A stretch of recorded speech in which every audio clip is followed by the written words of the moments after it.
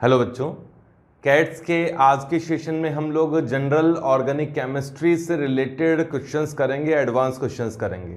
और मेरी पूरी कोशिश होगी कि इस 1 घंटे में जो जनरल ऑर्गेनिक केमिस्ट्री से रिलेटेड जितने भी टॉपिक्स हैं वो सारे कवर कर लिए जाए अच्छे क्वेश्चंस के थ्रू। इसमें मैंने फर्स्ट क्वेश्चन लिया है identify number of resonating structure. इस तरह का क्वेश्चन एक बार जेईई में आ चुका है, जिसमें नेफ्थॉल की रिएक्शन की थी बेस के साथ में और उसे अल्फा नेफ्थॉल या बीटा नेफ्थॉल की रिएक्शन की थी और उसे एनायन में कन्वर्ट करके फिर पूछा गया था कि इसके जो एनायन होगा, प्रोडक्ट होगा एनायन, उसमें कितनी रेजोनेटिंग स्ट्रक्चर्स बनेंगी। तो यहाँ मैंने उसी क्वेश्चन को थोड़ा रेप्लिकेट किया है। यहाँ अल्फा नेफ्थॉल का एनायन है, बीटा नेफ्थॉल का एनायन है और उन दोनों एनायंस में हम लोगों को कंपैरिजन करना है कितनी रेजोनेटिंग स्ट्रक्चर्स बननी चाहिए। इसी के बेसिस पे alpha naphthol and beta naphthol की एसिडिक स्ट्रेंथ का कंपैरिजन भी किया जा सकता है। तो पहले मैं फर्स्ट सॉल्व कर देता हूं इसमें। अल्फा नेफ्थॉल के लिए जो रेजोनेटिंग स्ट्रक्चर है, देखिए इसमें नेफ्थलीन की रेजोनेटिंग स्ट्रक्चर बनाना हमें आना चाहिए। जैसे नेफ्थलीन की रेजोनेटिंग स्ट्रक्चर है, ऑक्सीजन बाद में लगाऊंगा, ये नेफ्थलीन है। नेफ्थलीन में ये भी रिंग बेंजोनाइड बनाई है, अभी मैंने ये वाला रिंग भी बेंजोनाइड बनाई है। अब इस बेंजोनाइड रिंग में इलेक्ट्रॉन्स को अल्टरनेट शिफ्ट कर दिया जाए, एक बार लेफ्ट वाली रिंग में एक बार राइट वाली रिंग में। पॉसिबिलिटी है ऐसी? देखो, एक बार तो लेफ्ट वाली रिंग में इलेक्ट्रॉन्स को शिफ्ट किया जाए तो इलेक्ट्रॉन्स कुछ इस तरीके से आ जाएंगे डबल बॉन्ड, और एक बार राइट वाली रिंग में इलेक्ट्रॉन्स को अल्टरनेट शिफ्ट किया जाए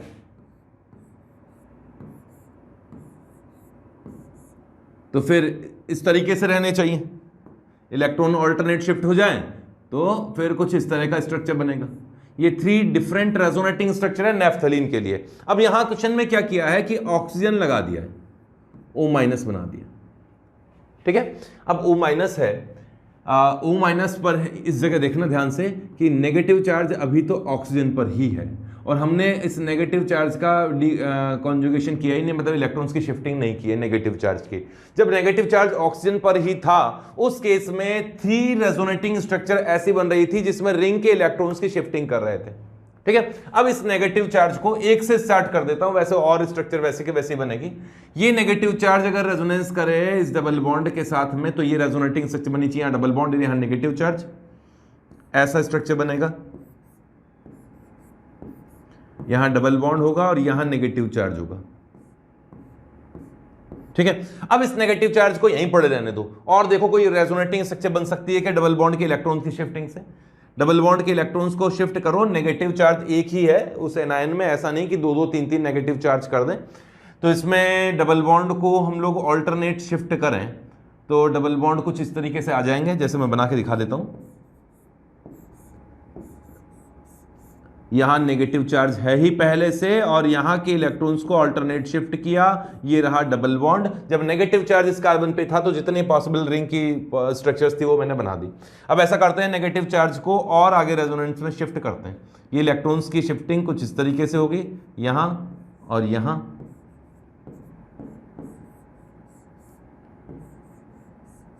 तो यहां नेगेटिव चार्ज आ गया, डबल बॉन्ड यहां, डबल बॉन्ड O यहां, और ये स्ट्रक्चर तो है, इससे ही बनाया मैंने, ठीक है। इसमें इलेक्ट्रॉन्स की शिफ्टिंग की थी इस रिंग के लिए। हाँ, अब इसमें देखो नेगेटिव चार्ज को यहीं रहने दें और नेगेटिव चार्ज को अगर यहीं रहने दें और इलेक्ट्रॉन्स को अल्टरनेट शिफ्ट करें तो ऐसी रेजोनेटिंग स्ट्रक्चर भी तो बन रही है। यहाँ डबल बॉन्ड O है, यहाँ कार्बन, यहाँ नेगेटिव चार्ज और डबल बॉन्ड के इलेक्ट्रॉन्स को अल्टरनेट शिफ्ट किया तो ये स्ट्रक्चर बनेगी। अब देखना जरा, इस रिंग में भी, इस वाली रेजोनेटिंग स्ट्रक्चर में भी अगर डबल बॉन्ड को मैं शिफ्ट करता, यहां नेगेटिव चार्ज आता तो यही वाला स्ट्रक्चर बनता। क्लियर है? ठीक है। अब ये वाला जो नेगेटिव चार्ज है उसका रेजोनेंस इस रिंग के साथ में करवा देते हैं, डिलोकलाइजेशन इस रिंग के साथ होगा। तो अभी तक ये वाली रिंग बेंजोनाइड थी, अब ये रिंग बेंजोनाइड नहीं रहेगी, तो नेगेटिव चार्ज ऑल्टरनेट शिफ्ट करता हूं। तो इससे नेगेटिव चार्ज ऑल्टरनेट शिफ्ट करें तो मुझे एरो बनाने की जरूरत नहीं है, इतना तो अब आप लोगों को आना चाहिए क्योंकि आप तो एडवांस के लिए प्रिपरेशन कर रहे हैं, तो ये एक्सपेक्ट किया जा सकता है कि ये बिल्कुल बेसिक चीज़ें तो आप लोग करके आ चुके होंगे। वैसे मेरी तो कोशिश ये रहेगी कि पूरा डिटेल में आप लोगों को समझाएं। ये वाला बनेगा, नेक्स्ट स्टेप में ये इलेक्ट्रॉन्स अगेन डबल बॉन्ड के इलेक्ट्रॉन शिफ्ट कर दें, ये डबल बॉन्ड O है, यहाँ डबल बॉन्ड, यहाँ डबल बॉन्ड, और ये इलेक्ट्रॉन यहाँ नेगेटिव चार्ज यहाँ, और यहाँ एक डबल बॉन्ड है। अब ये डबल बॉन्ड के इलेक्ट्रॉन यहाँ शिफ्ट करें इस जगह,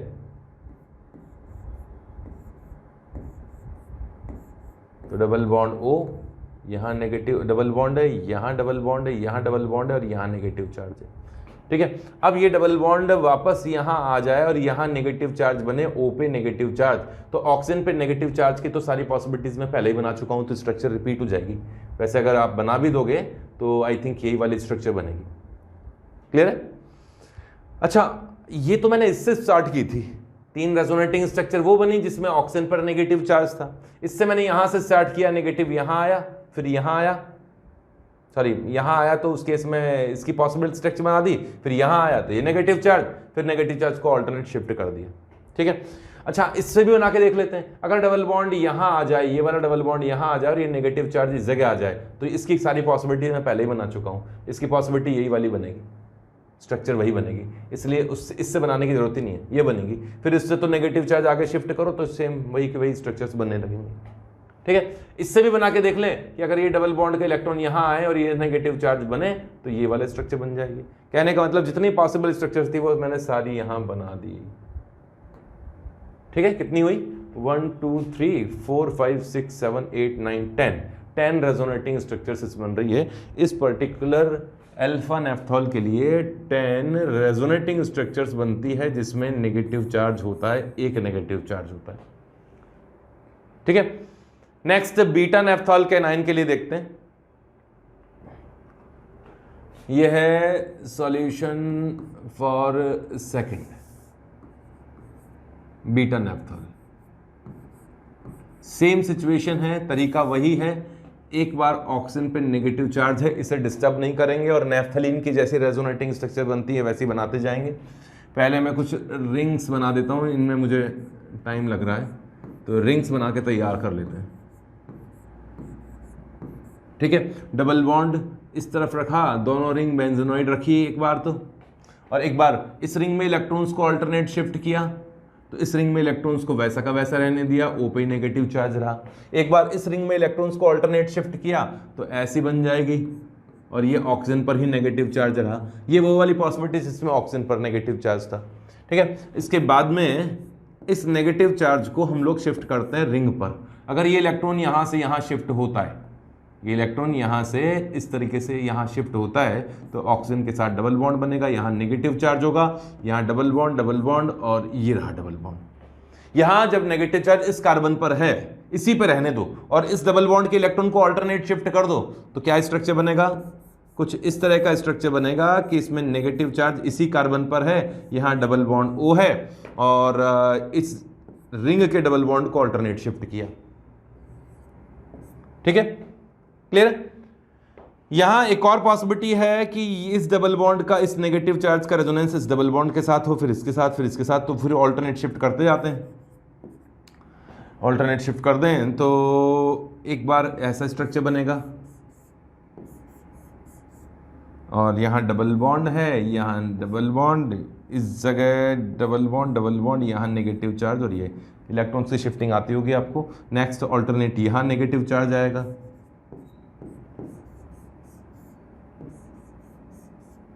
तो ये डबल बॉन्ड O।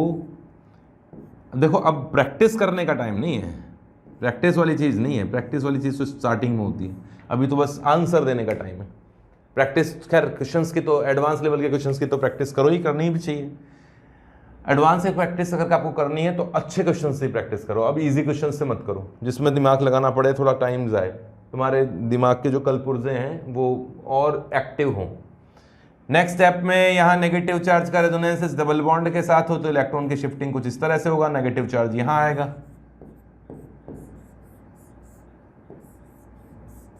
तो यहाँ नेगेटिव चार्ज, और डबल बॉन्ड यहाँ, इस जगह डबल बॉन्ड, यहाँ नेगेटिव चार्ज। ठीक है, अब नेगेटिव चार्ज इस डबल बॉन्ड के साथ भी रेजोनेंस कर सकता है, इसके साथ भी रेजोनेंस कर सकता है। इसके साथ अगर रेजोनेंस करेगा तो क्या होगा? नेगेटिव चार्ज यहाँ आएगा और यहाँ डबल बॉन्ड आना चाहिए, सोचना, नेगेटिव चार्ज यहाँ आएगा और यहाँ डबल बॉन्ड आना चाहिए, और नेगेटिव चार्ज जब यहाँ था तो उसकी सारी पॉसिबिलिटीज मैं ले ही चुका था पहले। इस जगह जब नेगेटिव चार्ज था ऑक्सीजन के पास में, तो ये वाली स्ट्रक्चर बन जाएगी। अगर आपने इस डबल बॉन्ड के साथ रेजोनेंस किया और यहाँ डबल बॉन्ड लगा दिया, यहाँ नेगेटिव चार्ज लगाया, तो ये वाली स्ट्रक्चर बनेगी। तो स्ट्रक्चर रिपीट नहीं करनी है, इस जगह नेगेटिव चार्ज लगाना है, इस जगह, तो रेजोनेंस करते जाए और एक और रेजोनेटिंग स्ट्रक्चर बना दें। तो यहाँ क्या होगा कि ये डबल बॉन्ड है, यहाँ नेगेटिव चार्ज है, और डबल बॉन्ड इस जगह, फिर इस जगह, फिर इस जगह, और फिर इस जगह। क्लियर है? और कोई पॉसिबिलिटी? ये हुआ।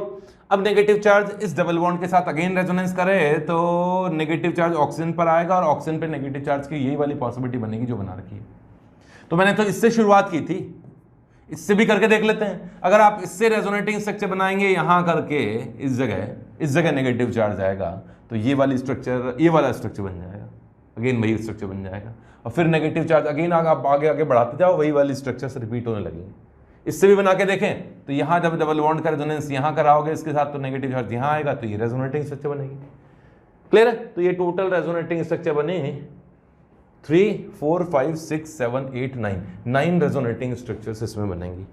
9 रेजोनेटिंग स्ट्रक्चर्स, ठीक है। तो इसमें होगी टोटल 9 रेजोनेटिंग स्ट्रक्चर्स। तो अगर आपसे पूछा जाए कि anion of alpha naphthol and anion of beta naphthol में कौन ज्यादा स्टेबल है, तो एनायन ऑफ अल्फा नेफ्थॉल ज्यादा स्टेबल होता है। एक तरीका तो ये।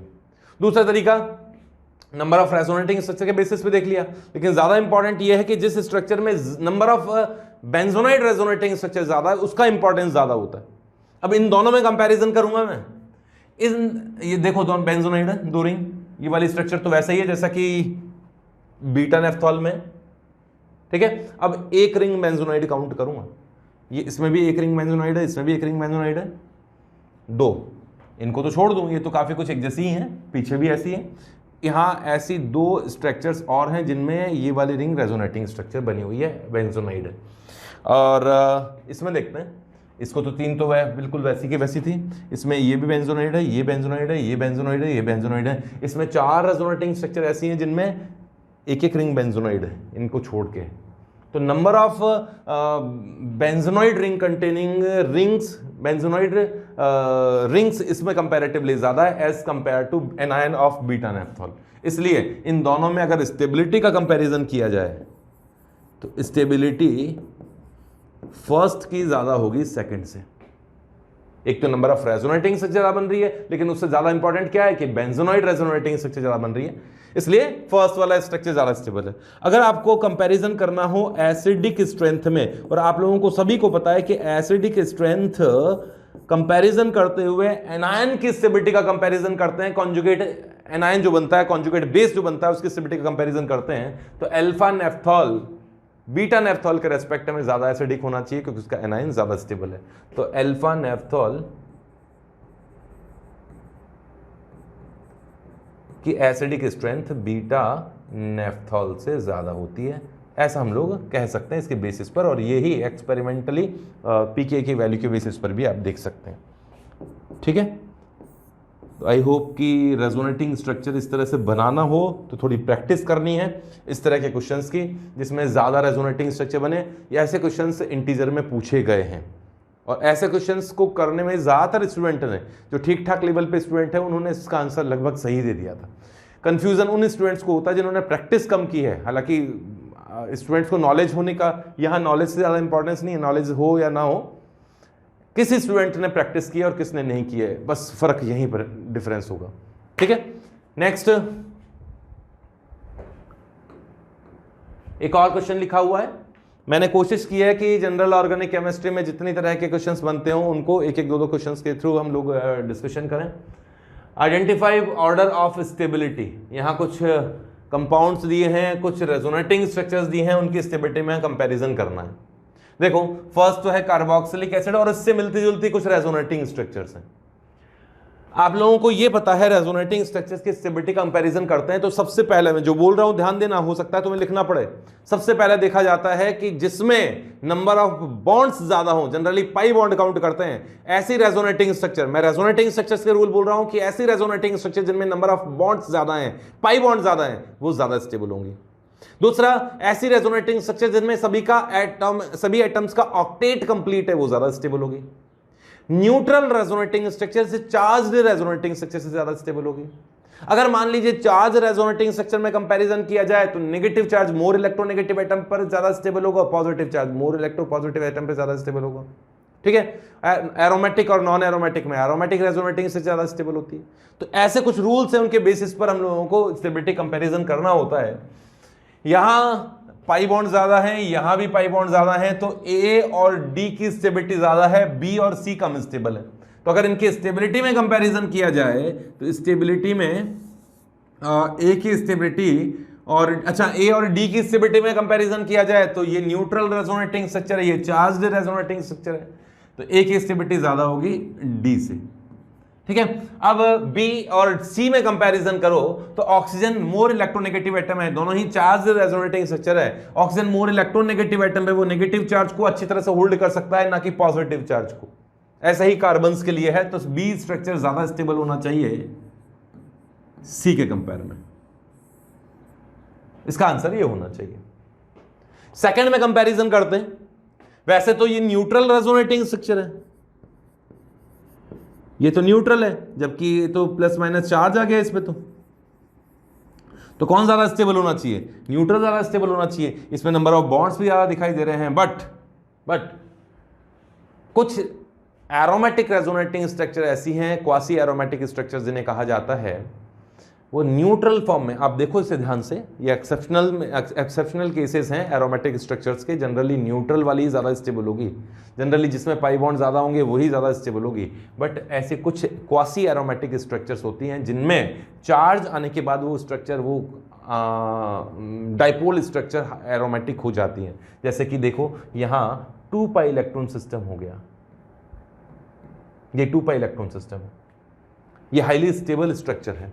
दोनों में से ये सेकंड स्ट्रक्चर ज्यादा स्टेबल है क्योंकि ये 2 पाई इलेक्ट्रॉन सिस्टम एक एरोमेटिक रिंग बन गई है, इसलिए इसमें सेकंड की स्टेबिलिटी ज्यादा है।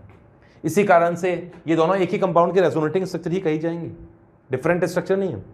तो इन दोनों ही का इसी कारण से ये वाला जो मॉलिक्यूल है वो हाईली, इसका डाइपोलमेंट बहुत ज़्यादा होता है और कुछ इस तरह से इसमें पॉजिटिव चार्ज पूरी रिंग में डीलोकलाइज होता है और इसका डाइपोलमेंट भी अच्छा खासा होता है। ठीक है, नेक्स्ट, ये दोनों डिफरेंट स्ट्रक्चर है, रेजोनेटिंग स्ट्रक्चर्स नहीं है। थर्ड वाली, इसमें 5 मेंबर रिंग है, यहाँ 3 मेंबर रिंग, 6 मेंबर रिंग है। देखने में हो सकता है आपको लगे कि यार ये वाली रेजोनेटिंग स्ट्रक्चर ज़्यादा, ये वाली पर्टिकुलर स्ट्रक्चर ज़्यादा स्टेबल होनी चाहिए, बट ये ज़्यादा स्टेबल नहीं है। ये तुम्हें वैसे करना चाहिए क्वेश्चन, ये स्ट्रक्चर ज़्यादा स्टेबल है। कैसे? इसकी भी कुछ रेजोनेटिंग स्ट्रक्चर बनेगी, इसकी भी कुछ रेजोनेटिंग स्ट्रक्चर बनेगी, काउंट कर लेना, वो तो बना के देख लेना। एक स्पीशीज है उसकी कुछ रेजोनेटिंग स्ट्रक्चर बन रही है, दूसरी स्पीशीज है उसकी कुछ रेजोनेटिंग स्ट्रक्चर बन रही है। इस स्पीशीज में कोई एक particular resonating structure highly stable हो तो ये स्पीशीज का ओवरऑल जो हाइब्रिड होगा वो दूसरे स्पीशीज के हाइब्रिड से ज़्यादा स्टेबल होगा। और सेम सिचुएशन यहाँ आएगी, इसमें जब रेजोनेंस होगा तो one of the resonating structure aromatic होगी, ऐसी वाली।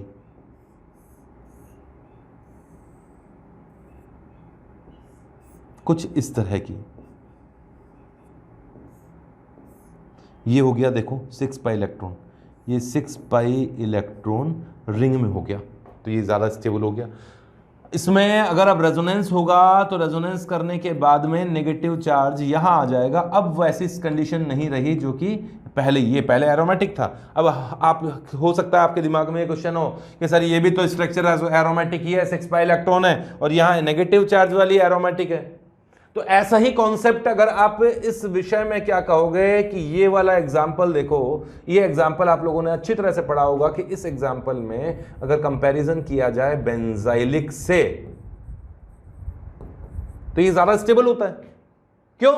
क्योंकि इसमें 5 रेजोनेटिंग स्ट्रक्चर बनेगी, पांचों के पांचों स्ट्रक्चर एरोमेटिक है। इसमें जब नेगेटिव चार्ज इस जगह डिलोकलाइज्ड होगा, जैसे अब यहां पर डिलोकलाइज्ड होगा, तो सारे स्ट्रक्चर एरोमेटिक ही होगी, 6 पाई इलेक्ट्रॉन होंगी, जबकि ये वाली जो स्ट्रक्चर है खुद एरोमेटिक है। और जैसे ही नेगेटिव चार्ज यहां आता है तो नेगेटिव चार्ज इस रिंग में आ जाएगा, एरोमेटिक नहीं रहेगी। समझ गए? कहने का मतलब ये स्ट्रक्चर, इस कॉन्सेप्ट से मैंने इसको कोरिलेट करके क्वेश्चंस किया है। कई बार हो सकता है आप लोगों को ऐसा लगे कि डायरेक्ट तो यार ऐसा क्वेश्चन कभी देखा नहीं है, लेकिन उस क्वेश्चन को कोरिलेट कर लो, कुछ स्टैंडर्ड अपने ऑर्डर्स हैं उनसे कंपैरिजन कर लो, तो भी आप क्वेश्चन सॉल्व कर सकते हैं। जेईई एडवांस में क्वेश्चन ऐसे कम ही पूछे जाते हैं जो कि इंफॉर्मेशन बेस्ड होते हैं। कहने का मतलब जिनकी डेटाज में कंपैरिजन करना पड़े, जिनका कहीं ना कहीं डायरेक्ट और इनडायरेक्ट रिलेशन है स्टैंडर्ड ऑर्डर्स से, जिनके बेसिस पे क्वेश्चंस किए जा सकते हैं। ज्यादातर वही क्वेश्चन पूछे जाते हैं। एक आध हो सकता है कुछ ऐसा, कोई टेढ़ा मेढ़ा सा क्वेश्चन पूछ ले, पर वो डिसाइड नहीं करते हैं। जो आपका सिलेक्शन है, आपकी रैंक है, वो वही क्वेश्चंस डिसाइड करते हैं जो लॉजिकल वाले क्वेश्चंस होते हैं। ठीक है, तो इसके बेसिस पर इसमें जब नेगेटिव चार्ज यहां रिंग पर आएगा तो हर रेजोनेटिंग स्ट्रक्चर एरोमेटिक बनेगी, जबकि इसमें ये पर्टिकुलर जो स्ट्रक्चर है वही एरोमेटिक है। इसके कारण फर्स्ट स्ट्रक्चर ज्यादा स्टेबल है। क्लियर है? इन क्वेश्चंस को लिखना चाहें तो लिख लीजिए। इसी में मैंने कुछ और एग्जांपल्स दिए हैं नेक्स्ट पेज पर, इसी क्वेश्चन में। नेक्स्ट पेज पे चलते हैं।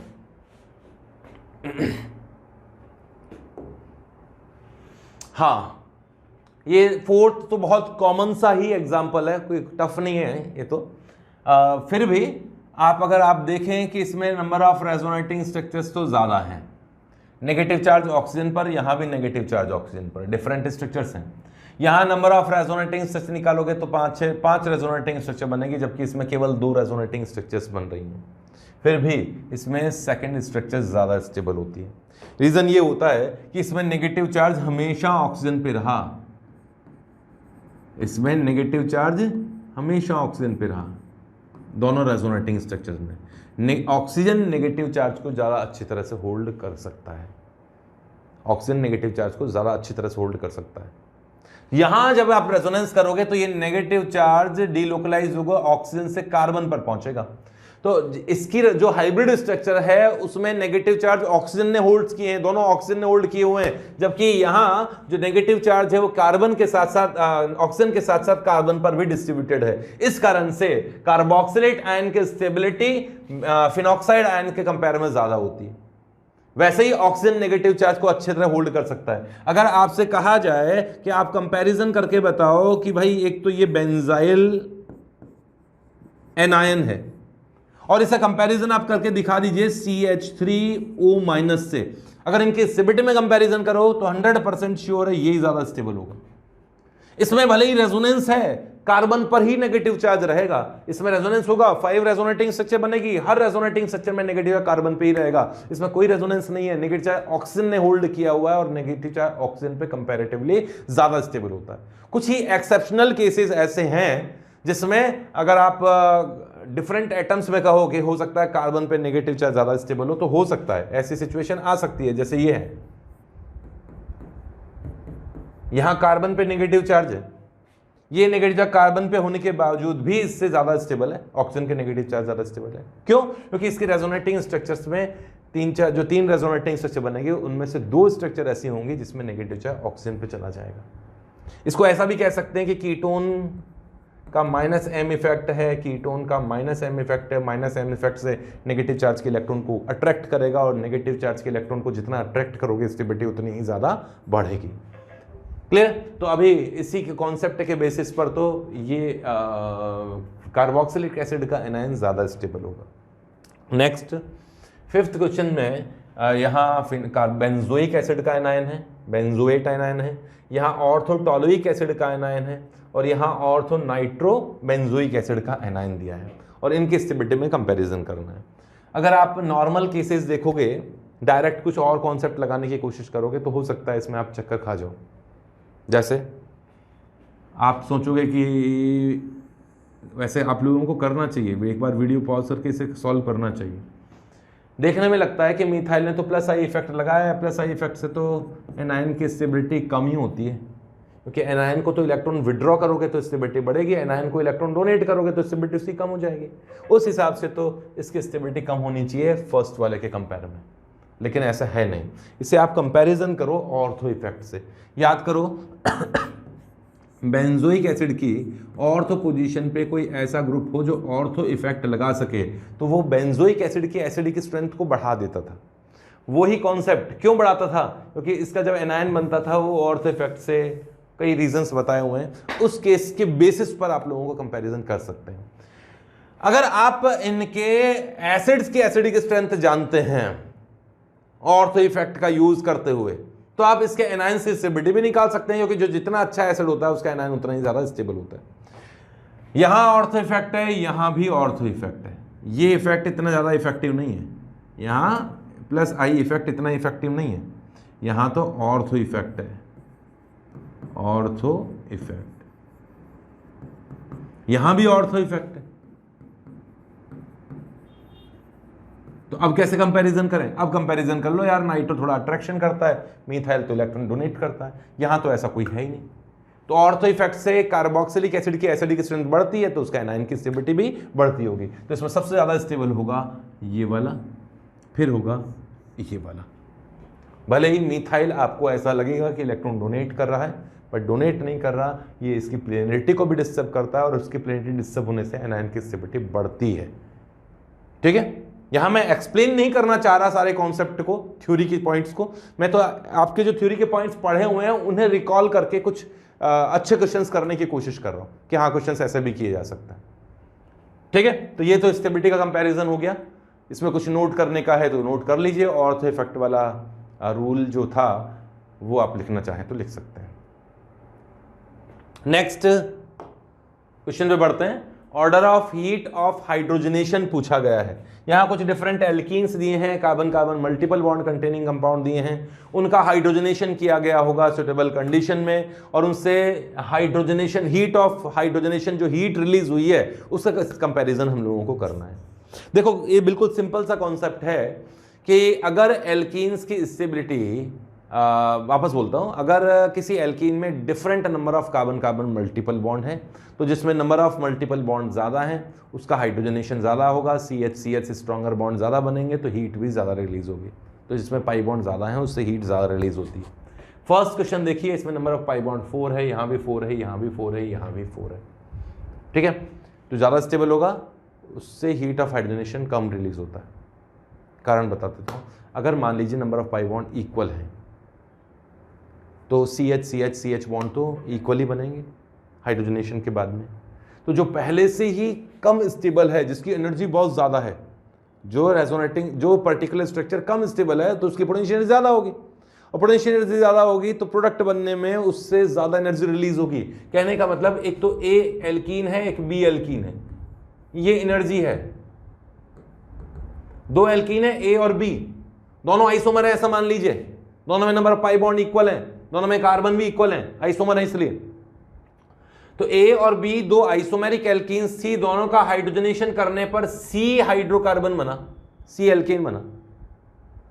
तो जो कम स्टेबल थी उसकी पोटेंशियल एनर्जी ज्यादा थी, तो जो कम स्टेबल थी उससे हाइड्रोजनेशन के बाद में जो कंपाउंड C बना उससे इतनी एनर्जी रिलीज होगी, और जो ज्यादा स्टेबल है जिसकी पोटेंशियल एनर्जी कम होती है वो ज्यादा स्टेबल होता है, और उसका हाइड्रोजनेशन करने के बाद में अगर C कंपाउंड बना है तो इतनी ही एनर्जी रिलीज होगी। तो कहने का मतलब जो कम स्टेबल होता है उससे ज्यादा एनर्जी रिलीज होती है, जो ज्यादा स्टेबल होता है उससे कम एनर्जी रिलीज होती है।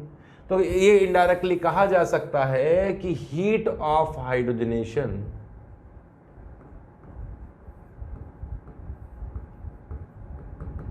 डायरेक्टली प्रोपोर्शनल होता है number of pi bond, carbon carbon pi, alkenes के लिए ही बात कर रहा हूं, कार्बन कार्बन पाई बॉन्ड्स, क्योंकि पाई बॉन्ड ज़्यादा होंगे तो अच्छे ज़्यादा संख्या में CH बॉन्ड बनेंगे।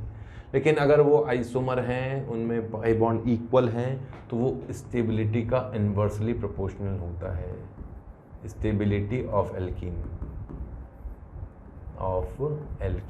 और ये कब काम करता है? जब सेम पाई बॉन्ड्स हो, सेम मतलब number of pi bond same हो। तो इसके बेसिस पे क्वेश्चन सॉल्व करना हमें चाहिए। ठीक है, इनमें अगर स्टेबिलिटी का ऑर्डर आप निकाल लोगे, पाई बॉन्ड तो इक्वल है, तो स्टेबिलिटी का रिवर्स कर दूंगा मैं, पहले स्टेबिलिटी का ऑर्डर निकालता हूं। स्टेबिलिटी ABCD कर लेते हैं इन सभी को, ये A है, ये B, C एंड D। इसमें ये दोनों स्ट्रक्चर तो बेंजीनॉइड स्ट्रक्चर है, एरोमेटिक स्ट्रक्चर है, तो हाईली स्टेबल होंगे ही होंगे। ये एरोमेटिक नहीं है, ये एरोमेटिक नहीं है, तो इनकी स्टेबिलिटी कम होगी। ठीक है, अब इन दोनों में भी, दोनों तो एरोमेटिक है, बट ये डबल बॉन्ड इस रिंग के साथ रेजोनेंस नहीं कर रहा है, बट ये डबल बॉन्ड तो इस रिंग के साथ भी रेजोनेंस कर रहा है। तो इस रिंग के साथ रेजोनेंस करेगा, मतलब इसकी स्टेबिलिटी ज़्यादा होगी। B मोस्ट स्टेबल कंपाउंड है, और उसके बाद में होगा A। C और D में कंपैरिजन करें तो C में मुझे कॉन्जुगेशन ज़्यादा दिखाई दे रहा है, सॉरी D में। C में तो देखो इतना सा कॉन्जुगेशन है, ये कॉन्जुगेशन, जबकि D में आप कॉन्जुगेशन देखो, double bond single bond, double bond single bond, इस तरीके से कॉन्जुगेशन ज़्यादा है। तो कॉन्जुगेशन ज़्यादा होगा तो स्टेबिलिटी ज़्यादा होगी, रेजोनेंस ज़्यादा होगा। तो यहाँ D की स्टेबिलिटी C से ज़्यादा है। तो ये तो हो गया स्टेबिलिटी का ऑर्डर। इसका रिवर्स होगा हीट ऑफ हाइड्रोजनेशन का ऑर्डर। मीन्स B की हीट ऑफ हाइड्रोजनेशन सबसे कम होगी, A से ज़्यादा एनर्जी रिलीज होगी, D से कम एनर्जी, सॉरी और ज़्यादा एनर्जी रिलीज होगी, और C से सबसे ज़्यादा एनर्जी रिलीज होने वाली है। हीट ऑफ हाइड्रोजनेशन अगर आप पूछे तो एनर्जी कितनी ज़्यादा, कितने रिलीज हुई है, वही मैं बतानी होगी। ठीक है, इनमें स्टेबिलिटी का कंपैरिजन करें। ये कॉन्जुगेटेड डाइईन है,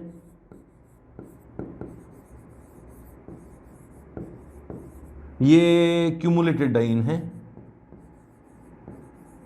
क्यूमुलेटिव डाइईन, और ये आइसोलेटेड डाइईन है, आइसोलेटेड। तो कॉन्जुगेटेड डाइईन में तो साफ दिखाई दे रहा है कि रेजोनेंस है, नंबर ऑफ पाई बॉन्ड सब में इक्वल है, तो वो तो सबसे ज्यादा स्टेबल हो गया। इनमें स्टेबिलिटी किसकी ज्यादा होगी? ए की स्टेबिलिटी सबसे ज्यादा होगी। अब बी और सी में कंपैरिजन करें तो क्यूमुलेटिव डाइईन्स की स्टेबिलिटी कम होती है, आइसोलेटेड डाइईन्स की स्टेबिलिटी ज्यादा होती है। अब क्यूमुलेटेड डाइईन की स्टेबिलिटी कम क्यों होती है, इस पर्टिकुलर की स्टेबिलिटी कम क्यों है, ऐसा आइडिया लगा सकते हो। वैसे तो एक्सपेरिमेंटल फैक्ट है, फिर भी आइडिया लगा सकते हो, इस तरीके से समझ सकते हो कि यहाँ ये दो H हैं, इन्होंने हाइपर कॉन्जुगेशन किया इस डबल बॉन्ड के साथ में, जबकि यहाँ के दोनों H ने दोनों डबल बॉन्ड के साथ में कॉन्जुगेशन किया, तो यहाँ कॉन्जुगेशन हाइपर कॉन्जुगेशन किया, हाइपर कॉन्जुगेशन कंपैरेटिवली ज़्यादा हुआ, यहाँ कंपैरेटिवली कम हुआ। यहाँ केवल इसी एल्कीन की स्टेबिलिटी को बढ़ाने जाने का प्रयास किया जा रहा है, जबकि यहाँ दोनों एल्कीन्स की स्टेबिलिटी को इंक्रीज किया जा रहा है, इसलिए C की स्टेबिलिटी B से ज़्यादा होती है। तो हीट ऑफ हाइड्रोजनेशन HOH कर देता हूँ, हीट ऑफ हाइड्रोजनेशन का ऑर्डर इसका रिवर्स हो जाएगा, और इसमें B की हीट ऑफ हाइड्रोजनेशन सबसे ज़्यादा होता है, और इसी एक्सपेरिमेंटल फैक्ट के बेसिस पर ही स्टेबिलिटी को भी एक्सप्लेन किया जाता है, उल्टा किया जाता है। हम स्टेबिलिटी पहले निकालते हैं, फिर हीट ऑफ हाइड्रोजनेशन निकाल रहे हैं, जबकि एक्सपेरिमेंटली तो ऐसे ही किया जाता है, कोई एक्सपेरिमेंटल फैक्ट देखते हैं, उसके बेसिस पर फिर स्टेबिलिटी निकाली जाती है। ठीक है, इसमें नेक्स्ट थर्ड एग्जाम्पल है। इसमें अगर आप अल्फा हाइड्रोजन्स देखें तो इसमें कितने हैं हाइपर कॉन्जुगेशन करने वाले? 4 अल्फा H हैं डबल बॉन्ड के जस्ट पास में, ये रहे 2 अल्फा, एलाइलिक हाइड्रोजन बोल सकते हैं, ये रहे 2, तो 4 अल्फा हाइड्रोजन हाइपर कॉन्जुगेशन के लिए अवेलेबल हैं। इस केस में 1 2 डबल बॉन्ड के पास 3, तो 5 अल्फा हाइड्रोजन्स हैं। तो जिसमें अल्फा हाइड्रोजन ज़्यादा होंगे हाइपर कॉन्जुगेशन ज़्यादा होगा, रेजोनेंस मतलब हाइपर कॉन्जुगेशन होगा तो स्टेबिलिटी बढ़ेगी। तो ये ज़्यादा स्टेबल होना चाहिए, बट ऐसा नहीं होता है। क्यों? इसमें इस कार्बन पर भी ये sp2 कार्बन है, यहां भी sp2 कार्बन है इस रिंग में, और इसमें केवल ये वाला sp2 कार्बन है। 3 मेंबर रिंग वैसे ही रिंग स्ट्रेन से दुखी है, और 3 मेंबर रिंग के दोनों डबल बॉन्ड, दोनों कार्बन अगर sp2 हाइब्रिडाइज होगी तो इसमें रिंग स्ट्रेन ज़्यादा होगा, इसमें रिंग स्ट्रेन कंपैरेटिवली ज़्यादा होगा, high ring strain, ring strain इसमें ज़्यादा होता है, इस कारण से स्टेबिलिटी इसकी ज़्यादा होती है, इसमें रिंग स्ट्रेन ज़्यादा हो गया इसलिए। ठीक है, जनरली ऐसा रिंग स्ट्रेन जो होगा वो 3 मेंबर रिंग या 4 मेंबर रिंग में भी नहीं होता, 3 मेंबर रिंग में ही ज़्यादा देखने को मिलता है। 5 मेंबर रिंग 6 मेंबर रिंग में तो फिर अल्फा एच के बेसिस पे क्वेश्चन सॉल्व कर सकते हो आप। लेकिन यहाँ इस एग्जाम्पल को याद रखिएगा, ये एग्जाम्पल पूछा तो जहाँ तक मुझे याद है कि नहीं पूछा गया है, पूछा भी जा सकता है, ठीक है। ये तो वैसे फैक्ट बेस्ड क्वेश्चन हो गया है ना, जो एक बार याद कर लिया और उसके बाद कभी नहीं पूछा जाएगा, पूछा जाएगा तो आप कर ही लोगे। लेकिन लॉजिक लगाने वाले क्वेश्चंस के आने की पॉसिबिलिटी ज़्यादा होती है। चलो नेक्स्ट, यहाँ भी कुछ एल्कीन्स है और यहाँ भी इनमें भी हमें ये तो स्टेबिलिटी का ऑर्डर था, इसमें हीट ऑफ हाइड्रोजनेशन बताना है ना, तो स्टेबिलिटी तो फर्स्ट की ज़्यादा है, ए की ज़्यादा है बी से, और हीट ऑफ हाइड्रोजनेशन बी का ज़्यादा है ए से, ठीक है। नेक्स्ट पेज पे चलें। ये एल्कीन है, सभी में एक ही डबल बॉन्ड है, स्टेबिलिटी इसमें वो रिंग स्ट्रेन वगैरह नहीं देखना है, 6 मेंबर रिंग में ऐसी दिक्कत नहीं आती है, वो 3 मेंबर रिंग में आती है। इसमें तो अल्फा एच देख लीजिए, 3 3 6 हो गए और ये 10 अल्फा हाइड्रोजन्स अवेलेबल है फॉर हाइपर कॉन्जुगेशन। यहाँ 3 and 1, ठीक है, 4 alpha hydrogens for hyper conjugation. यहाँ 2 यहाँ है, 1 यहाँ है और 2 अल्फा एच यहाँ है, तो 5 alpha hydrogens available for hyper conjugation, और यहाँ तो 4 अल्फा हाइड्रोजन्स है हाइपर कॉन्जुगेशन के लिए, ठीक है। अब कंपैरिजन कैसे करें, 2 हो गए 4 वाले, तो स्टेबिलिटी तो सबसे ज़्यादा किसकी होगी, स्टेबिलिटी सबसे ज़्यादा तो एक ही हो गई। उसके बाद में क्या होना चाहिए, सी। अब कंफ्यूजन है इसमें एक तो ये बी वाले में और डी वाले में कंफ्यूजन है। तो एक्सोसाइक्लिक और एंडोसाइक्लिक में अगर कंपैरिजन किया जाए तो एंडोसाइक्लिक डबल बॉन्ड्स कंपैरेटिवली ज़्यादा स्टेबल होते हैं। ऐसे तो डायरेक्ट नहीं कर सकते इस क्वेश्चन को, पर्टिकुलर इस क्वेश्चन को तो डायरेक्ट ऐसे नहीं किया जा सकता, बट एक्सोसाइक्लिक, एक्सो मतलब बाहर की तरफ साइक्लिक हो और एंडोसाइक्लिक मतलब रिंग के अंदर हो, तो रिंग के अंदर वाला कंपैरेटिवली ज़्यादा स्टेबल होते हैं। तो यहाँ डी की स्टेबिलिटी ज़्यादा होगी बी से। हालांकि इनमें बहुत ज़्यादा डिफरेंस नहीं होगा, ठीक है। हीट ऑफ हाइड्रोजनेशन की बात की जाए तो ए का हीट ऑफ हाइड्रोजनेशन कम होगा, सी का हीट ऑफ हाइड्रोजनेशन थोड़ा ज़्यादा होगा, डी एंड फिर बी, ये हीट ऑफ हाइड्रोजनेशन का ऑर्डर होना चाहिए। क्लियर है? चले आगे। ऑर्डर ऑफ डायपोल मोमेंट की बात करनी है।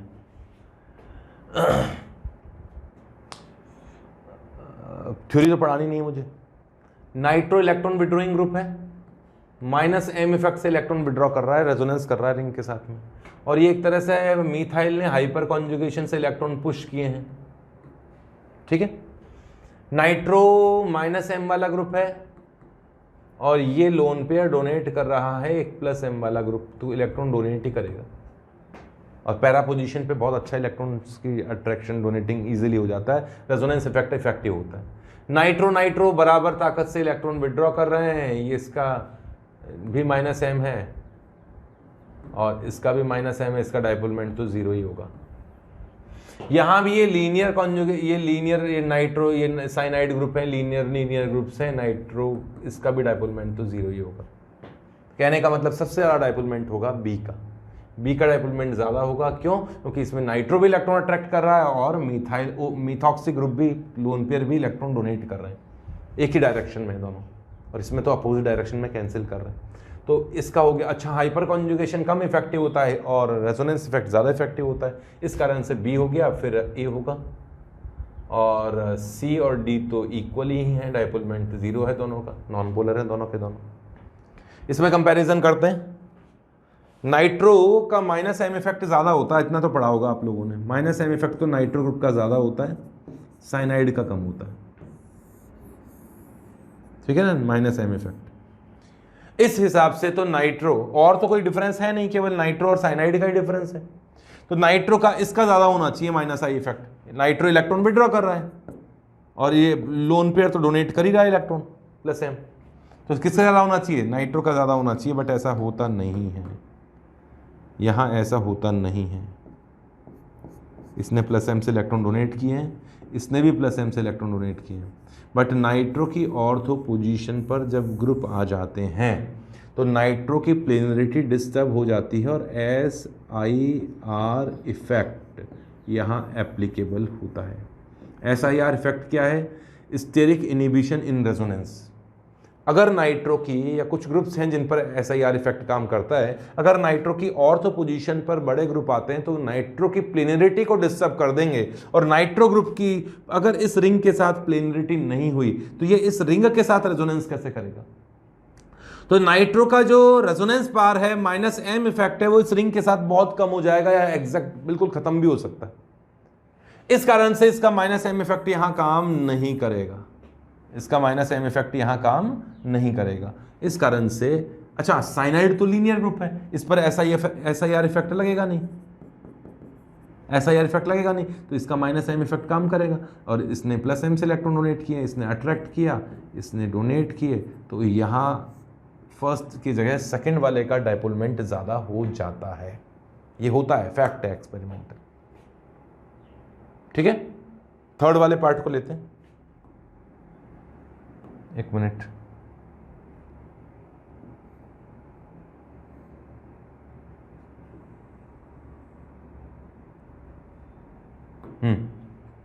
थर्ड को करते हैं। थर्ड दोनों के दोनों एरोमेटिक स्ट्रक्चर हैं, क्वासी एरोमेटिक स्ट्रक्चर है, आप लोगों को बताया हुआ है मैंने। इसमें इस तरह से इलेक्ट्रॉन्स की शिफ्टिंग होगी, और यहां ये दोनों के दोनों पोलर स्ट्रक्चर हैं।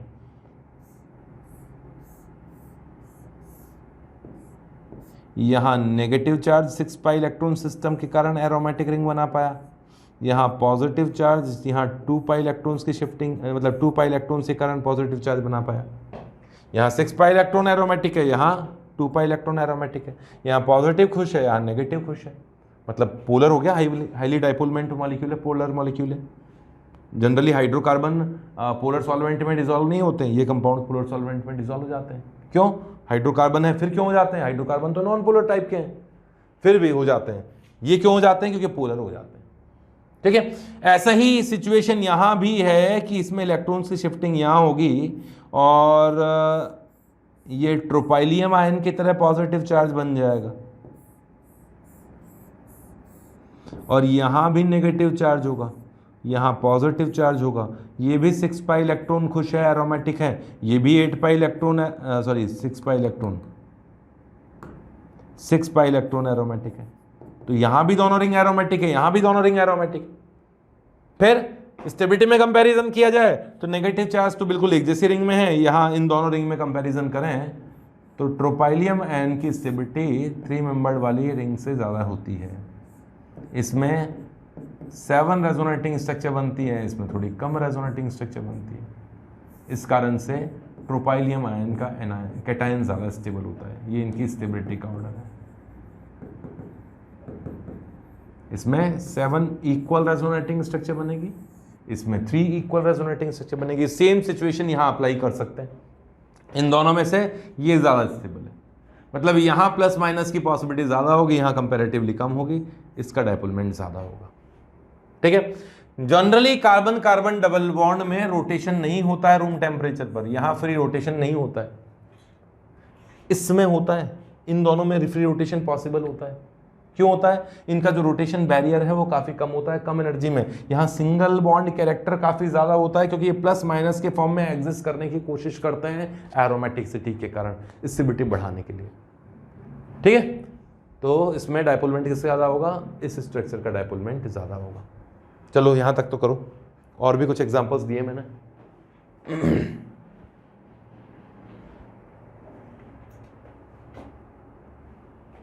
चलें आगे। ये कुछ और स्ट्रक्चर्स बनाई है डायपोलमेंट के लिए ही। इन दोनों में से किसका डायपोलमेंट ज्यादा होगा? जल्दी से वीडियो पॉज करके सॉल्व करो। पहले तो सबसे पहले तो वीडियो पॉज करके सॉल्व कर लो, देखते हैं क्या आंसर आता है आपका। कुछ ना कुछ तो सोचना ही है। कोशिश तो करो आप भी क्वेश्चन सॉल्व करने की। इन क्वेश्चन को, हालांकि ऑर्गेनिक केमिस्ट्री में इसी तरह के क्वेश्चन होते हैं, एक एक दो क्वेश्चन के थ्रू 2-3 कॉन्सेप्ट ही हम लोग कवर कर पाते हैं। किसका है? फर्स्ट का होना चाहिए ना, लेकिन मैं कहता हूं सेकंड का है। सेकंड का डायपोल मोमेंट ज़्यादा है। कैसे है, कैसे एक्सप्लेन करेंगे, देखो कैसे एक्सप्लेन करें। इसका म्यू ज़्यादा है। इस सेकंड स्ट्रक्चर में O -1 है, O -1 है, तो यहाँ प्लस आएगा, यहाँ प्लस आएगा। सोच लो एरोमेटिक है क्या, क्या बना, 2 पाई इलेक्ट्रॉन सिस्टम। अरे भाई इसमें पॉजिटिव हो तो ये 2 पाई इलेक्ट्रॉन सिस्टम होता है, एरोमेटिक बन जाता है ना। तो यहाँ क्या स्ट्रक्चर बन गई, +2 O माइनस, कितना बना, 2 पाई इलेक्ट्रॉन सिस्टम। ये एरोमेटिक आयन है, ये एरोमेटिक आयन है, एरोमेटिक आयन। जबकि यहाँ एरोमेटिक वैसा नहीं बनेगा, एंटी एरोमेटिक बन जाएगा। यहाँ तो ये O- बना, ये O- बना तो प्लस प्लस बन गया, तो एंटी एरोमेटिक बन गया। ये एरोमेटिक है, 2 पाई इलेक्ट्रॉन सिस्टम। तो इनमें चार्ज इजीली सेपरेट हो जाएगा, माइनस प्लस माइनस चार्ज होगा, जबकि इसके अंदर नहीं होगा। तो पॉसिबिलिटी इसकी होगी, ये ज़्यादा पोलर हो गया इसके कंपेयर में, तो इसमें पोलर फॉर्म में ये एरोमेटिक होता है। ठीक है, यहां भी वही सिचुएशन है। यहां अगर आप इलेक्ट्रॉन यहां शिफ्ट कर देते हैं तो ये क्या हो गया,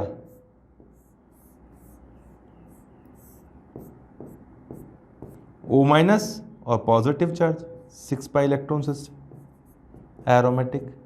जबकि अगर इसमें ऑक्सीजन इलेक्ट्रॉन अट्रैक्ट कर लिया, और ऑक्सीजन का तो नेचर ही ऐसा है इलेक्ट्रॉन खींचने का, तो यहां क्या हो जाएगा, माइनस और ये प्लस, बिल्कुल वही सिचुएशन हो गई।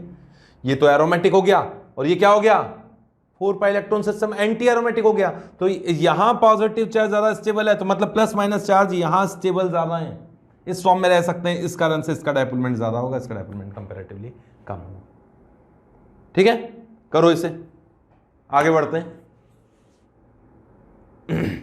Next question, complete the following reactions. कुछ रिएक्शंस दी हुई हैं एरोमेटिसिटी से रिलेटेड, ये कंप्लीट करते हैं।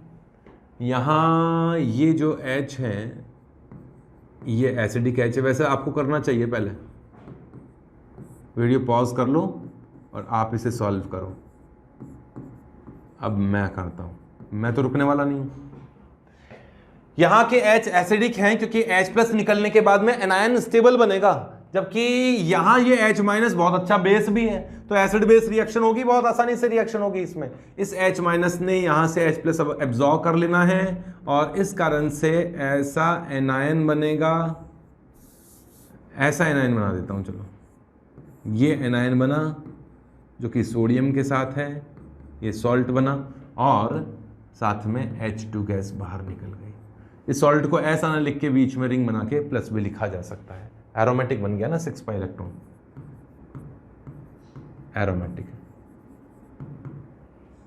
ठीक है, पोटेशियम की रिएक्शन इसके साथ होती है तो हो जाती है। कैसे होती है कि सोडियम 2 पोटेशियम अपने इलेक्ट्रॉन रिलीज करते हैं, आउटर मोस्ट शेल के इलेक्ट्रॉन रिलीज करते हैं, क्योंकि यहाँ इलेक्ट्रॉन एब्जॉर्ब करने वाला बैठा है। यहाँ इलेक्ट्रॉन एब्जॉर्ब करने वाला बैठा है। अगर इसने 2 इलेक्ट्रॉन एब्जॉर्ब कर लिया, -2 चार्ज इस पे हो गया, तो ये 10 पाई इलेक्ट्रॉन सिस्टम हो जाता है।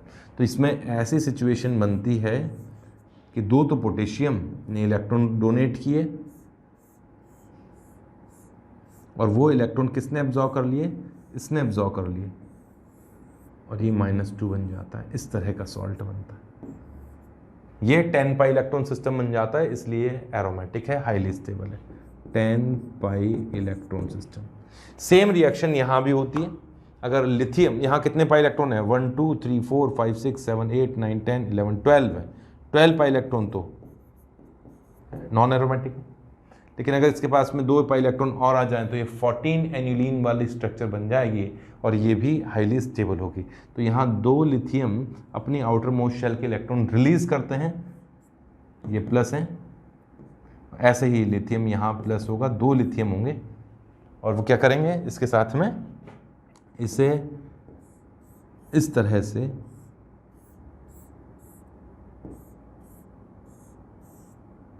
अब यूं ही बनाऊंगा, और क्या करूं, -2 चार्ज यहाँ हो गया। ये पहले 14 पाई इलेक्ट्रॉन था ना, अब ये रिंग में 12 पाई इलेक्ट्रॉन था, अब ये 14 पाई इलेक्ट्रॉन हो जाता है, और ये एरोमेटिक सॉल्ट बन जाते हैं। ठीक है, चले आगे।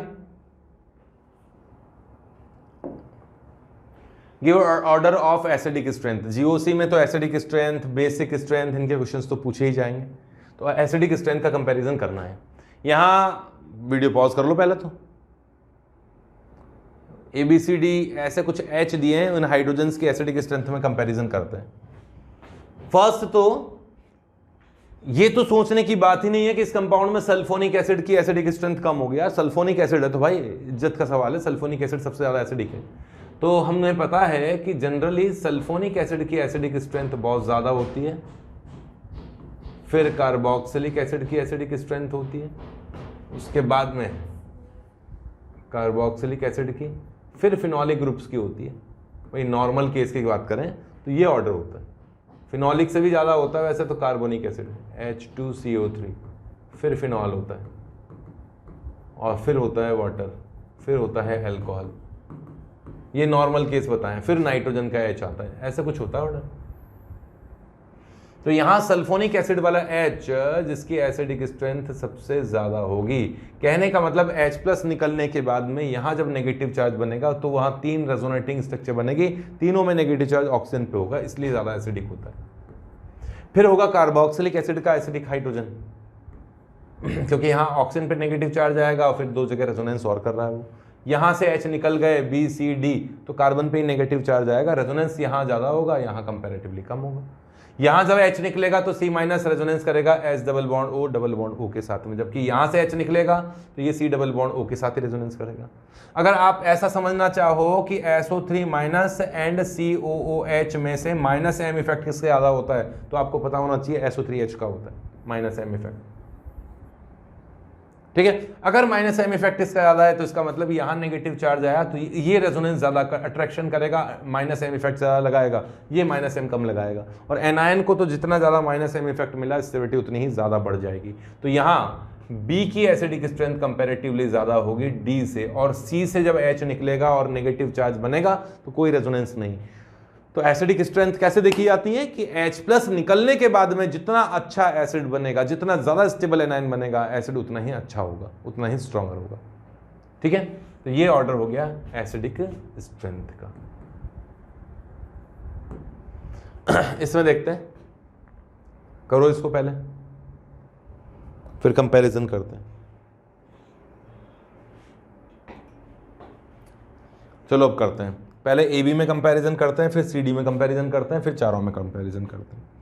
देखो अगर यहां से H+ निकल गया और नेगेटिव चार्ज बना तो ये नेगेटिव चार्ज रेजोनेंस करता हुआ यहां तक पहुंचेगा, कंपैरेटिवली ज्यादा रेजोनेटिंग स्ट्रक्चर बनेगी। यहां अगर इस जगह से H निकल के नेगेटिव चार्ज बनता तो इस C डबल बॉन्ड O के साथ रेजोनेंस नहीं कर पाता, तो केवल इसी के साथ रेजोनेंस करता, इसके साथ रेजोनेंस नहीं किया। कह सकते हैं हम लोग कि यहां इस जगह इस कीटोन का -M इफेक्ट इफेक्टिव है, जबकि इस जगह इस कीटोन का -M इफेक्ट इफेक्टिव नहीं है जब यहां से H+ निकल के एनायन बनेगा तो कीटोनिक ग्रुप का -M जो होता है वो एनायन की स्टेबिलिटी को बढ़ाता है। उस हिसाब से यहाँ का H+ निकल के O- ज़्यादा स्टेबल है, B का O- इतना ज़्यादा स्टेबल नहीं होगा।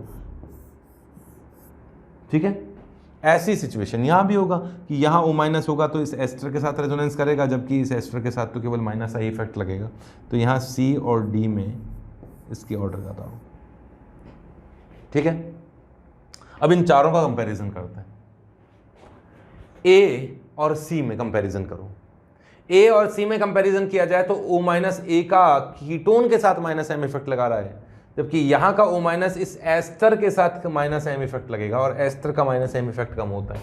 -M इफेक्ट कीटोनिक ग्रुप का ज्यादा होता है एज कंपेयर टू एस्टर। ऐसे ही -I इफेक्ट भी कीटोनिक ग्रुप का ज्यादा होता है as compare to ester.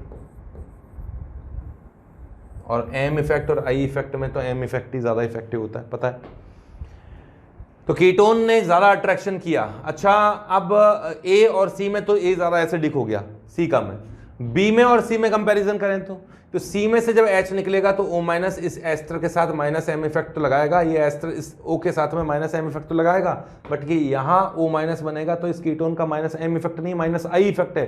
M effect ज़्यादा इफेक्टिव होता है, इस हिसाब से एसिडिक स्ट्रेंथ सबसे ज़्यादा होगी A की, फिर आएगी C की, फिर आएगी इन दोनों में से। अब इन दोनों में कंपैरिजन कर लो, O माइनस यहाँ भी बनेगा, O माइनस यहाँ भी बनेगा, ये कीटोन का माइनस आई इफेक्ट लगेगा, यहाँ एस्टर का माइनस आई इफेक्ट लगेगा, कीटोन का माइनस आई इफेक्ट ज़्यादा होता है, इस हिसाब से B का ज़्यादा होना चाहिए और D का कम होना चाहिए। एसिडिक स्ट्रेंथ का ऑर्डर ये आएगा। ठीक है, लिखो इसे, कंप्लीट करो।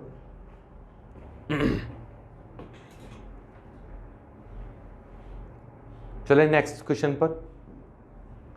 ये कुछ और एग्जांपल्स दिए हैं, इनमें भी एसिडिक स्ट्रेंथ का ऑर्डर बताना है। इन दोनों में आप बताओगे, यहाँ 5 मेंबर रिंग है, यहाँ 6 मेंबर रिंग है। कॉन्सेप्ट अभी भी पढ़ा था हम लोगों ने कुछ देर पहले।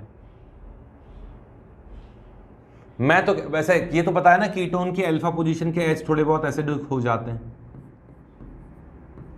अल्फा पोजीशन के एच एसिडिक हो जाते हैं। क्यों होते हैं अभी आपको दिखाई देगा। देखो यहां का एच ज्यादा एसिडिक है और ये ज्यादा एसिडिक है, कारण बताता हूं। जब यहां से एच निकलेगा तो क्या बनेगा, यहां से एच निकलेगा तो C माइनस बनेगा और यहां भी C माइनस बनेगा अगर एच निकलेगा। जब ये नेगेटिव चार्ज रेजोनेंस करता हुआ यहां पहुंचेगा, देखना इसने रेजोनेंस किया और यहां पहुंच गया, तो एक रेजोनेटिंग स्ट्रक्चर हाईली स्टेबल बन गई। यहां ये वाली रेजोनेटिंग स्ट्रक्चर देखो, नेगेटिव नेगेटिव नेगेटिव, इसको देखो ध्यान से आप, ये क्या हो गया, ये 6 पाई इलेक्ट्रॉन सिस्टम ऐसा ऐसा हाईली स्टेबल है ना। तो यहां कहने का मतलब ये हुआ कि H+ निकलने के बाद जो रेजोनेटिंग स्ट्रक्चर्स बनेंगी, कीटोन के साथ में रेजोनेंस होगा, ऐसी बात नहीं है कीटोन के साथ नहीं होगा, वो तो यहां भी होगा। लेकिन एक रेजोनेटिंग स्ट्रक्चर कुछ इस प्रकार की है, एरोमेटिक टाइप की है, जबकि इसमें ऐसे कोई एरोमेटिक टाइप की रेजोनेटिंग स्ट्रक्चर नहीं बनेगी। और बन भी गई, मान लो बन भी गई इलेक्ट्रॉन्स की शिफ्टिंग के कारण, फिर भी इतना ज़्यादा स्टेबिलिटी नहीं होगी जितनी ज़्यादा स्टेबिलिटी यहाँ है। इस कारण से इसकी एसिडिक स्ट्रेंथ ज़्यादा होती है। ये एरोमेटिक टाइप का एनाइन बन गया, हाईली स्टेबल बन गया। इन दोनों में इसे कहा जाता है स्क्वायरिक एसिड। स्क्वायरिक एसिड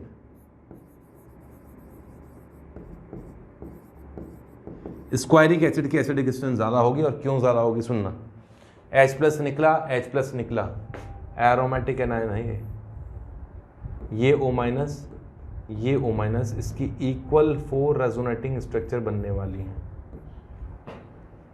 जरा ध्यान से देखना, ये है क्या, ये इसको ध्यान से इस तरह से कंपैरिजन करो, ये O-, ये O-, ये O-, ये O-, यहाँ डबल बॉन्ड और यहाँ प्लस और यहाँ प्लस। इसको देखो ध्यान से, इसको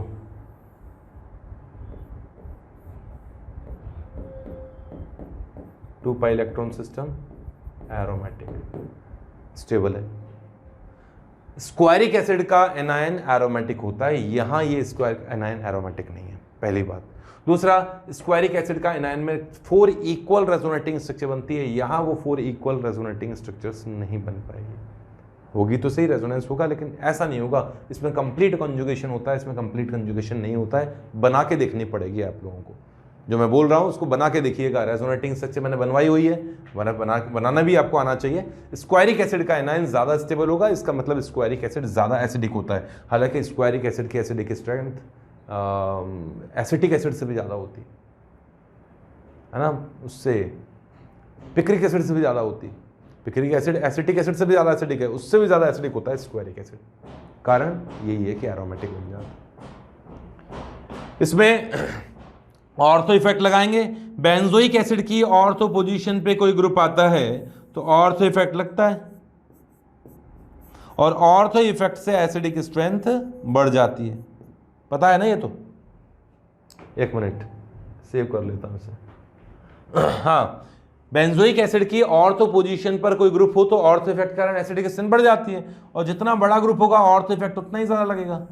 तो इसका ऑर्थो इफेक्ट ज्यादा होना चाहिए, इसका ऑर्थो इफेक्ट कम होना चाहिए। लेकिन अगर दोनों ओर से कोई छोटे ग्रुप भी ऑर्थो इफेक्ट लगाएं तो उनका इफेक्ट ज्यादा होता है। सिंगल साइड से कोई स्टेरिक हिंड्रेंस इतना इफेक्टिव नहीं होता जितना दोनों तरफ से होता है। इस कारण से यहां ऑर्थो इफेक्ट ज्यादा होता है और इसकी एसिडिक स्ट्रेंथ ज्यादा होती है। इसको आप कीटोन की रिएक्टिविटी से भी कंपैरिजन कर सकते हैं। जैसे ये कीटोन है, ये CH3 है और यहाँ CH3 है, ये कीटोन है, और ये एक एल्डिहाइड है। एल्डिहाइड और कीटोन का कॉन्सेप्ट ये है कि जिस एल्डिहाइड कीटोन पे स्टेरिक हिंड्रेंस बढ़ेगा रिएक्टिविटी उतनी ही कम हो जाएगी। अगर इस एल्डिहाइड का कंपैरिजन इस कीटोन से किया जाए तो देखने में ऐसा लगता है कि यार इस तरफ तो बहुत ही बड़ा ग्रुप है, तो हो सकता है इसने स्टेरिक हिंड्रेंस ज्यादा लगाया। लेकिन देखा गया है कि दोनों तरफ से 2 मिथाइल का स्टेरिक हिंड्रेंस अकेले इस टर्शियरी ब्यूटाइल के स्टेरिक हिंड्रेंस से ज्यादा इफेक्टिव होता है। स्टेरिक हिंड्रेंस ज्यादा होता है, इसलिए रिएक्टिविटी इसकी ज्यादा आती है। कीटोन की रिएक्टिविटी कंपैरेटिवली कम होती है। ठीक है, लिखो फिर एसिडिक स्ट्रेंथ के साथ बेसिक स्ट्रेंथ के भी कुछ क्वेश्चंस लिए मैंने, एक दो क्वेश्चन ही ले पा रहा हूं। एक बेसिक स्ट्रेंथ का क्वेश्चन लूंगा बस। Give order of basic strength. इन दोनों में बेसिक स्ट्रेंथ का ऑर्डर जल्दी से बताना है आपको, जल्दी से। ठीक है, आप तो बता ही दोगे। इसकी बेसिक स्ट्रेंथ बहुत ज्यादा होती है। कारण क्या है कि यहां ये जब इसके पास में कोई H आता है और किसी एक नाइट्रोजन के साथ कोऑर्डिनेट बॉन्ड बनाएगा तो ये लोन पेयर, ये वाला लोन पेयर इस H के साथ भी इसको जकड़ लेगा। वास्तव में यहां जो हाइड्रोजन आएगा वो दोनों नाइट्रोजन के साथ में बंध जाएगा, पिस जाएगा। ये दोनों नाइट्रोजन मिलके इस हाइड्रोजन को जकड़ लेंगे, और एक बार H आ गया इनके पंजे में तो निकलना बड़ा मुश्किल हो जाता है। इसलिए इसकी बेसिक स्ट्रेंथ बहुत ज्यादा होती है। यहां तो ऐसा नहीं हो सकता। ठीक है, इसकी बेसिक स्ट्रेंथ ज्यादा होती है, कारण बता दिया। सेम सिचुएशन में ये भी इसकी बेसिक स्ट्रेंथ बहुत ज्यादा होती है। कारण क्या है कि यहां ये जो नाइट्रोजन दिखाई दे रहे हैं आप लोगों को, ये वाला नाइट्रोजन, इस नाइट्रोजन की में ये ग्रुप्स है ना, और 2 हाइड्रोजन्स हैं, ये दो मिथाइल ग्रुप्स हैं। SIR इफेक्ट के कारण ये प्लेनर तो नहीं होंगे, ऐसे ही कुछ होंगे। CH3 मिथाइल, CH3 और मिथाइल, ये प्लेन में नहीं होते, थोड़ा तिरछा बना दिए मैंने। जैसे ही हाइड्रोजन यहां आएगा और लोन पेयर के साथ में कोऑर्डिनेट बॉन्ड बनाएगा, ऊपर वाले एग्जाम्पल की ही तरह ये दोनों लोन पेयर इस हाइड्रोजन को जकड़ लेते हैं। ये नाइट्रोजन इस तरीके से प्लेन में आ गया और इन हाइड्रोजन को जकड़ के बैठ जाता है, निकलना मुश्किल हो जाता है। हालांकि हाइड्रोजन यहां भी जकड़ सकता है, लेकिन इसमें प्लेनेरिटी कुछ इस तरह की है कि बहुत आसानी से H को पकड़ा जा सकता है SIR इफेक्ट के कारण। यहां तो SIR इफेक्ट काम नहीं कर रहा है, यहां तो नाइट्रोजन के लोन पेयर कुछ ना कुछ रेजोनेंस में इन्वॉल्व हो रहे हैं। इस कारण इसकी बेसिक स्ट्रेंथ कम होती है, इसकी बेसिक स्ट्रेंथ काफी ज्यादा होती है। ठीक है, बस ये कुछ और एग्जाम्पल है, टाइम थोड़ा ज्यादा हो गया। इनमें ये नाइट्रोजन, ये ग्वानिडीन जैसा एग्जाम्पल है, वैसे करना था ये था आपको। जल्दी से करो, जल्दी से करो। ये A, ये B, ये C और ये D। अब मैं करता हूं, तुमने वीडियो पॉज कर लिया था ना, सॉल्व कर लिया। ये ग्वानिडीन जैसा नाइट्रोजन है, इसमें इस नाइट्रोजन ने इस नाइट्रोजन पर इलेक्ट्रॉन डेंसिटी बढ़ा दी, इस लोन पेयर ने भी इलेक्ट्रॉन डोनेट करके इलेक्ट्रॉन डेंसिटी इंक्रीज की है। इस नाइट्रोजन पर इलेक्ट्रॉन डेंसिटी बहुत ज़्यादा है। इस नाइट्रोजन पर एक ही नाइट्रोजन ने इलेक्ट्रॉन डेंसिटी बढ़ाई है, इसका लोन पेयर रेजोनेंस में पार्टिसिपेट नहीं कर रहा, बट इस नाइट्रोजन की इलेक्ट्रॉन डेंसिटी बढ़ाने वाला कोई नहीं है। ग्वानिडीन वाला केस याद कर लीजिएगा, उससे कोरिलेट करके थोड़ा सा टेढ़ा मेढ़ा स्ट्रक्चर बना के दिया है कि H+ एब्जॉर्ब करेगा जब ये, और केटायन बनेगा तो वो काफ़ी ज़्यादा स्टेबल होगा, रेजोनेंस स्टेबलाइज्ड। इसमें नहीं होगा, तो इसकी एसिडिक स्ट्रेंथ का ऑर्डर ये होना चाहिए। यहाँ ये 4 तरह के नाइट्रोजन्स बताए हैं, इनमें एसिडिक स्ट्रेंथ का कंपैरिजन करना है। ये जो इमिडीन वाला नाइट्रोजन है, इसकी बेसिक स्ट्रेंथ ज़्यादा होगी। जब H+ यहाँ आएगा और H+ एब्जॉर्ब करने के बाद जो कॉन्जुगेट केटायन बनेगा वो हाईली स्टेबल होगा। कैसे? इस तरीके से, इसके +M इफेक्ट से। यहाँ तो ऐसा कुछ नहीं है, हाँ यहाँ भी है, यहाँ भी है। ये दोनों एक जैसे ही बन गए एग्जाम्पल। मैं बनाना तो ऐसा नहीं चाहता था, पर बन गए, अब क्या करें। इन दोनों में कंपैरिजन करना ही पड़ेगा। ग्वानिडीन वाला मतलब ए वाला और डी वाले नाइट्रोजन की एसिडिक स्ट्रेंथ ज़्यादा है। अब कैसे कंपैरिजन करें, ये सेकेंडरी टाइप का होगा, ये प्राइमरी टाइप का होगा। सेकेंडरी टाइप पे कुछ ना कुछ प्लस आई इफेक्ट भी लगेगा, तो डी की एसिडिक बेसिक स्ट्रेंथ ज़्यादा होगी और फिर ए की होगी। अब बी में और सी में कंपैरिजन किया जाए तो बी में कुछ ना कुछ प्लस आई वाला ग्रुप है, यहाँ तो कोई नहीं है, तो बी की ज़्यादा होगी। ये थोड़ा सा एग्जाम्पल ऐसे ही हो गया।